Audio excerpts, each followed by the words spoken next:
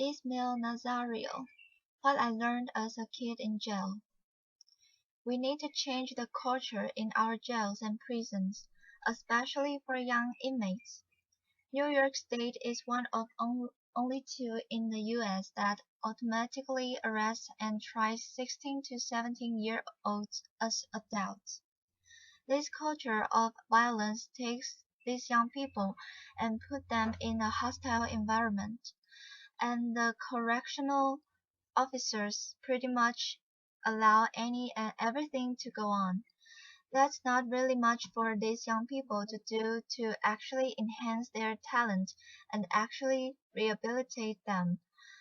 Until we can raise the age of criminal responsibility to 18, we need to focus on changing the daily lives of these young people.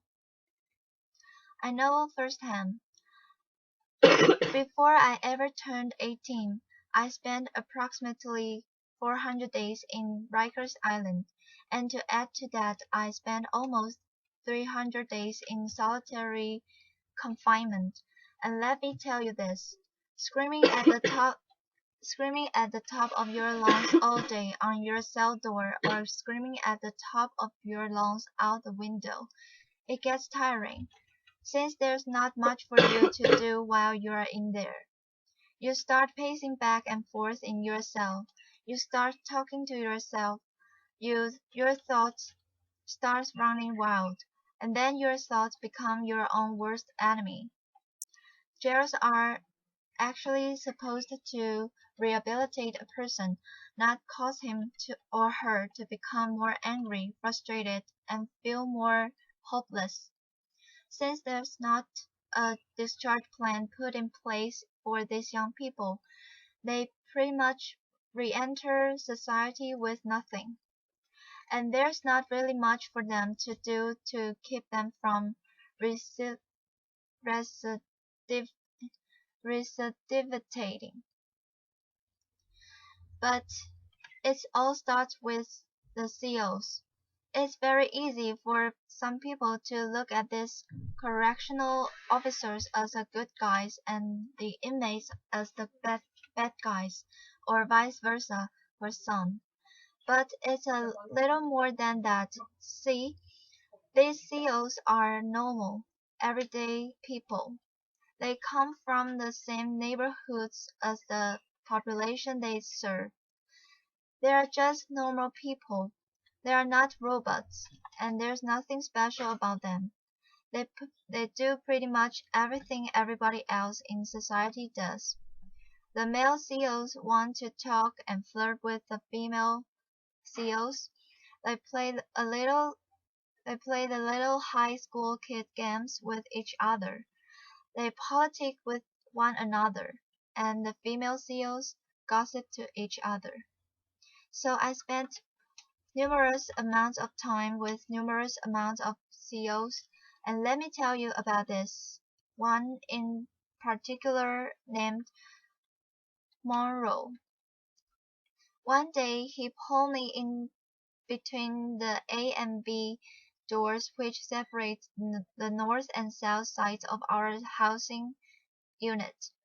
He pulled me there because I had a physical altercation with another young man in my housing unit, and he felt, since there was a female officer walking on the floor, that I violated his script. So he punched me in my chest. He kind of knocked the wind out of me. I wasn't impulsive. I didn't react right away, because I know this is their house. I have no wings. All he has to do is pull his pin and back up will become immediately.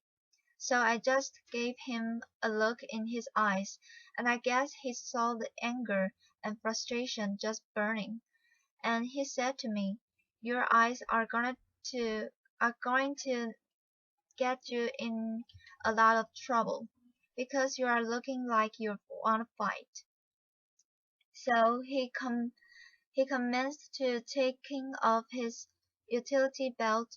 He take off he took off his shirt and his badge, and he said, we could fight. So I asked him, "You gonna hold it down?" "No, that's a term that's commonly used on Rikers Island, meaning that you are not going to say anything to anybody, and you are not going to report it." He said, "Yeah, I'm gonna hold it down."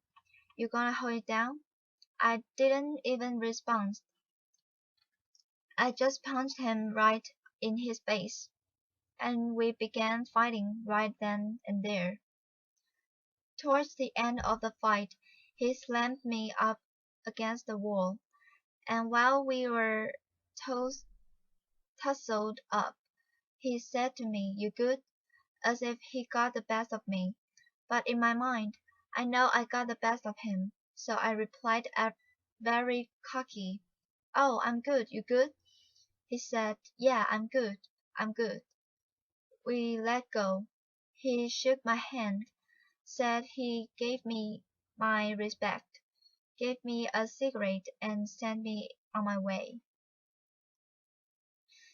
Believe it or not, you come across some CEOs on Rikers Island that that that'll fight you one on one.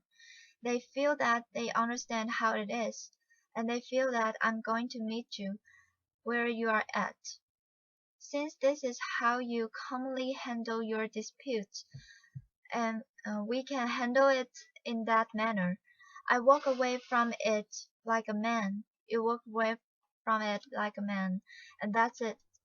Some CEOs feel that they are gelling with you. This is why they have that mentality and that attitude. They go by that concept. In some instances, we are in we are in it together with the CEOs. However, institutions need to give these correctional officers proper training on how to properly deal with the adolescent population, and they also need to give them proper trainings to how to deal with the health population as well. These CEOs play a big factor in these young people's lives for X amount of time until a disposition is reached on their case. So why not try to mentor these young people while they are there? Not why not try to give them some type of insight to make a change? So once they re-enter back into society, we are doing something positive. A second big thing to help our teens in jails is better programming. When I was on Rikers Island, the huge thing was the solitary confinement. Solitary confinement was originally designed to break a person mentally, physically, and emotionally. That's what it was designed for. The U.S.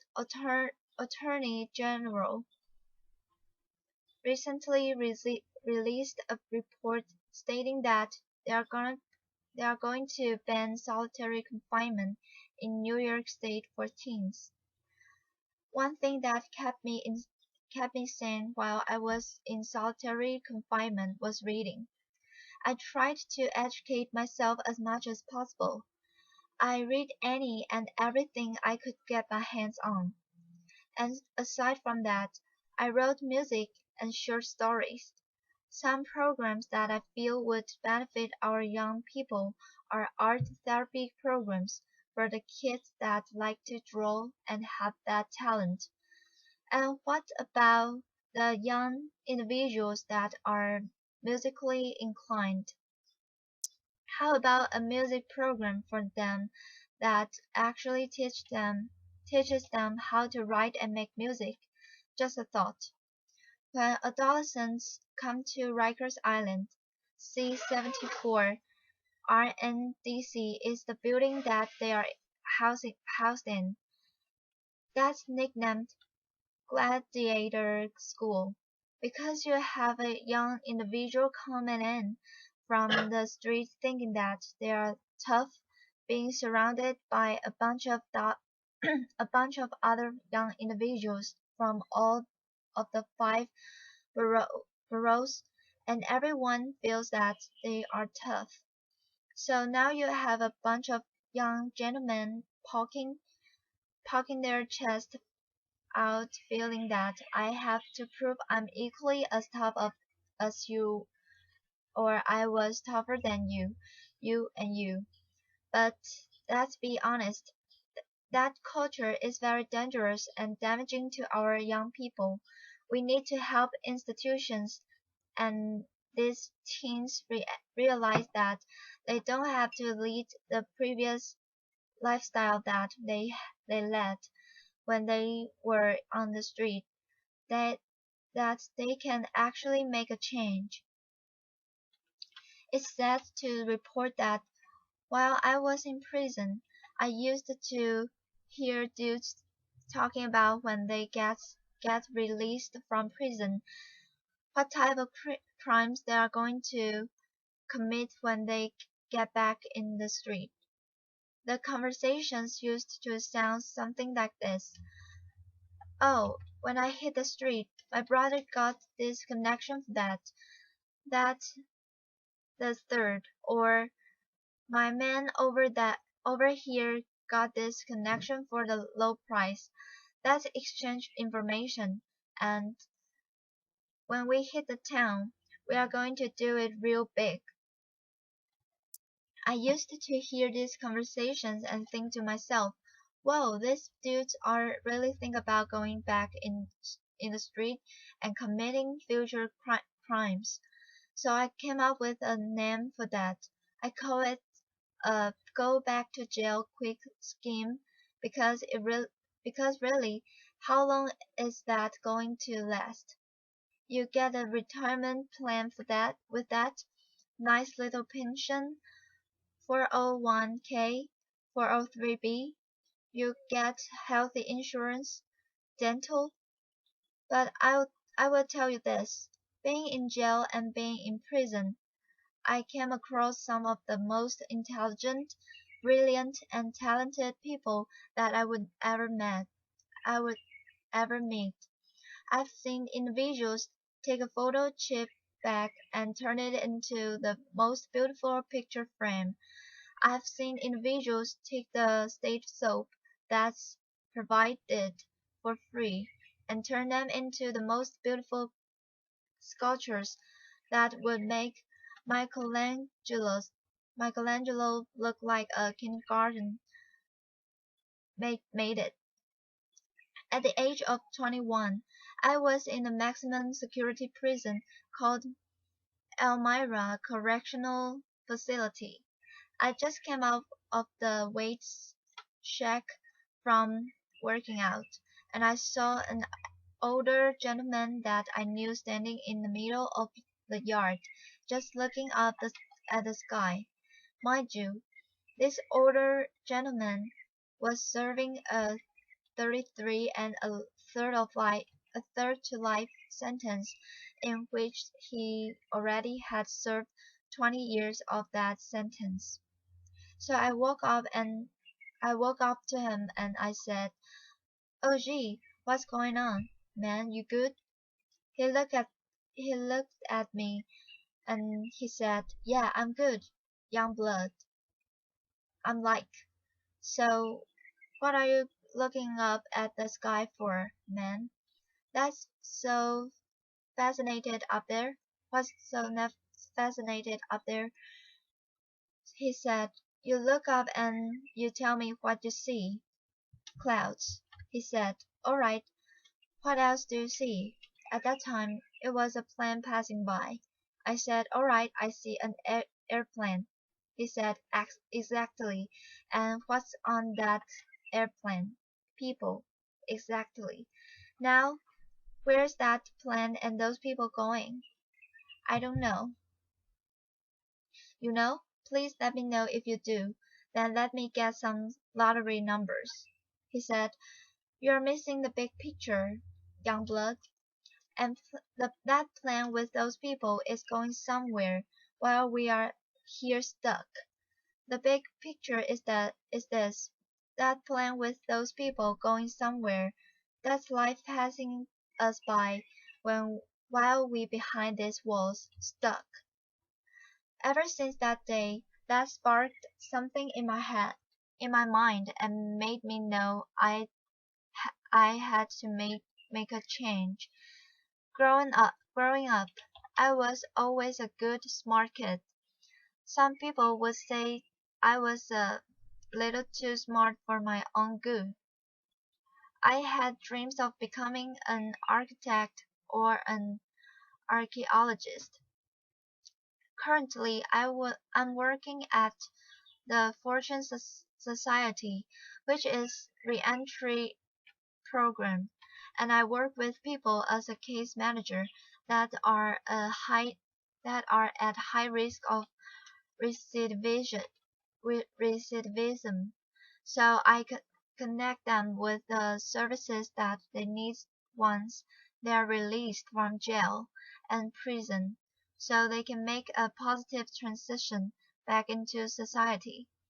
If I was to see my 15-year-old self today, I would sit down and talk to him and try to educate him, and I would let him know, listen, this is me, I'm you, this is us, we are one. Everything that you are about to do, I know what you are going to what you are going to do before you do because I already did it. And I would encourage him not to hang out with X, Y, and Z people. I would tell him not to be in such and such place. I would tell him, keep your behind in school, man, because that's where you need to be. Because that's what's going to get you somewhere in life. This is the message that we should be sharing with our young men and young women. We shouldn't be treating them as adults and putting them in cultures of violence that are nearly impossible for them to escape. Thank you.